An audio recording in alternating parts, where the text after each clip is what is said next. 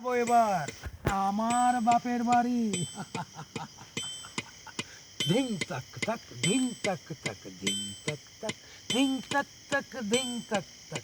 পটু বসো, পটু বসো, তোমার পটু বসেছে।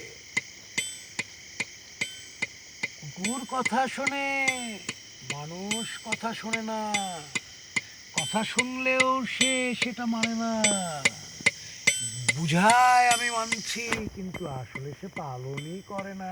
কারণ সে তার সৃষ্টিকর্তাকেই ঠিক মতো চেনে না।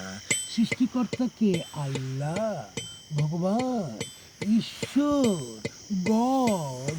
কোথায় যাবেন হে আল্লাহ রসুল? আল্লাহ সর্বশ্রেষ্ঠ। আল্লাহ বলছে ধিং তাক তাক ধিং তাক তাক ধিং তাক